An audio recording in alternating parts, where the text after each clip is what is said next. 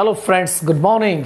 This is Pratipal Yadav, आपका most welcome है in my class. तो टुडे आज हम 7th क्लास ज्योग्राफी के अंदर एक नया चैप्टर शुरू कर रहे हैं। This is very important chapter for you.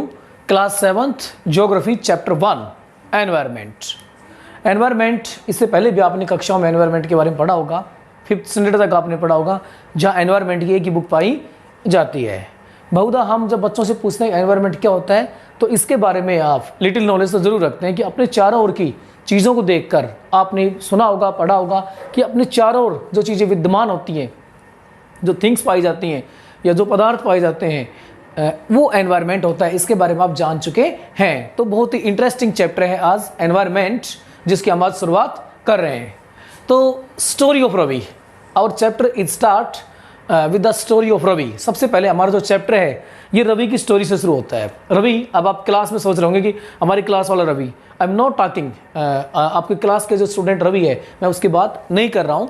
इस स्टोरी में जो एक इमेजिनरी कैरेक्टर दिया गया है, एक काल्पनिक पात्र दिया गया है Ravi, I am talking about उस इमेजिनरी जो रवि है उसकी मैं बात कर रहा हूँ। उसकी स्टोरी को हम सबसे पहले समझते हैं। अब देखते हैं कि समर वेकेशन के बाद जब अपने स्कूल में जाते हैं, तो समर वेकेशन के बाद जब स्कूल में जाते हैं तो हमारे स्कूल के रास्ते के अंदर जो वे होता है, मार्ग होता है, उसमें आप बहुत सारे चेंजमेंट देखते हैं, बहुत सारे बदलाव देखते हैं। बदलाव, अगर हम बदलाव की बात करें तो उस रास्ते में आप देखते होंगे कुछ नए पेड़ लगा दिए गए हैं, कुछ पुराने पेड़ों को काट दिया गया है, या उसी रास्ते में नई नई जो बिल्डिंग्स हैं, भवन हैं, उनको बना दिया है।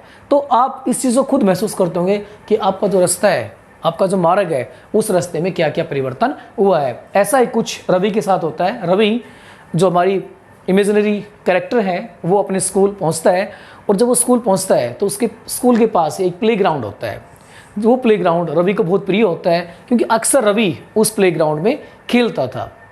उस प्लेग्राउंड में बहुत सारे फ्लावर्स थे, बहुत अधिक ग्रास थी और तितलियां थी जो उड़ती रहती थी, जिनको देखकर रवि बहुत ही हर्षोल्लास महसूस करता था, बहुत खुशी महसूस करता था। लेकिन आज वो देख रहा है कि वो जो मैदान था, वो जो गार्डन था, उसमें गहरे खड्डे बने हुए हैं। अब रवि इस चीज़ को देखता है तो उसे बहुत दुख होता है, और रवि को ये जानकारी मिलती है कि यहाँ बड़े बड़े लंबे लंबे यहाँ पर अब फ्लैट्स बनाए जाएंगे। अब चूंकि रवि बड़ा दुख महसूस करता है कि रवि अक्सर इस मैदान में खेलता था, लेकिन अब वो खेल नहीं पाएगा, क्योंकि अब यहाँ पर बड़ी बड़ी बिल्डिंग्स, भवन बनाए जाएंगे। उसके बाद व्हाट इज़ एनवायरनमेंट? एनवायरनमेंट क्या होता है? तो इसका डेफिनेशन के तौर पे देखें तो whatever we see in our surrounding, अर्थात अपने चारों ओर जिन चीज़ों को हम देखते हैं वही एनवायरनमेंट है। तो नेक्स्ट डे रवि अपनी क्लास के अंदर प्रवेश करता है, और Ravi entered in his class, तो ही आस्क्ड अबाउट टीचर। तो अपने टीचर से पूछता है कि sir tell me what is environment. तो अपने टीचर से पूछता है कि सर मुझे बताओ एनवायरनमेंट होता क्या है। तो उसका जो टीचर होता है वो रिप्लाई देता है कि आप जो कुछ भी अपने चारों ओर देखते हो वो एनवायरनमेंट है।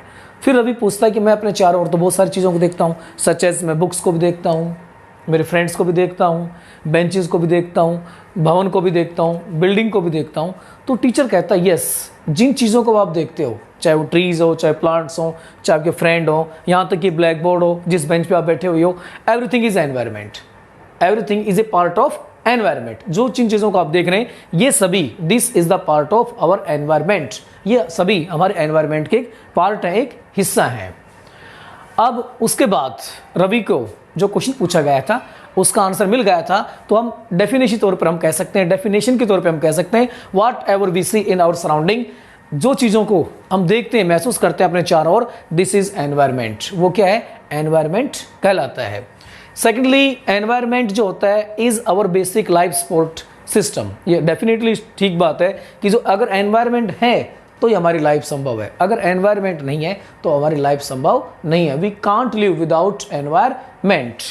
इस प्रकार एनवायरनमेंट को our basic life support system भी कहा गया है, जो हमारे जीवन को मूल आधार प्रदान करता है, हमारे जीवन को बेसिक प्रदान करता है, क्योंकि ये है तभी लाइफ यहाँ पर संभव है, इसके बिना लाइफ भी संभव नहीं है। सेकेंडली, अगर हम बात करें, it provides, it means environment provide us air, water, food and land.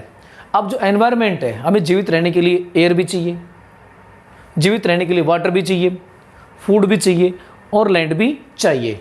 ये सारी की सारी चीज़ें these are the part of our environment. ये जो मैंने पढ़ा है, एयर है, वाटर है, लैंड है, फूड है, ये एनवायरमेंट के ही भाग हैं। This is the part of, these are the part of our environment, ये सभी हमारे एनवायरमेंट के ही पार्ट हैं।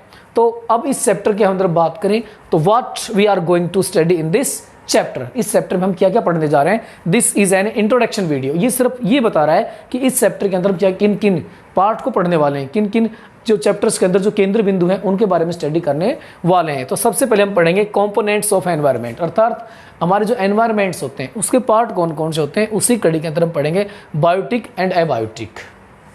बायोटिक जैविक होता है, एबायोटिक अजैविक होता है, उसके बारे में आगे स्टडी करेंगे। सेकेंडली हम अध्ययन करेंगे नेचुरल एनवायरनमेंट, नेचुरल एनवायरनमेंट के बारे में पढ़ेंगे। इसी नेचुरल एनवायरनमेंट के अंदर हम इकोसिस्टम के बारे में भी जानेंगे कि इकोसिस्टम क्या होता है, राइट। कुछ नेचुरल एनवायरनमेंट को आप जानते होंगे, कुछ जो थिंग्स हैं जिनकी रचना स्वयं प्रकृति ने की है, सच एज पहाड़ है, रिवर है, नदी है, समुद्र है, इट मीन्स जो ह्यूमन मेड नहीं है, जिनको नेचर ने बनाया है, इस कारण इनको नेचुरल एनवायरनमेंट कहा जाता है। इसी नेचुरल एनवायरनमेंट के अंदर we will study about ecosystem, हम इकोसिस्टम के बारे में भी जानने की कोशिश करेंगे। सेकेंडली उसके बाद हम पढ़ेंगे ह्यूमन एनवायरनमेंट, फिर हम ह्यूमन एनवायरनमेंट को पढ़ेंगे। हम प्रत्येक वीडियोज़ के अंदर एक स्मॉल वीडियो बनाएंगे और प्रत्येक टॉपिक्स को लेकर चलेंगे। तो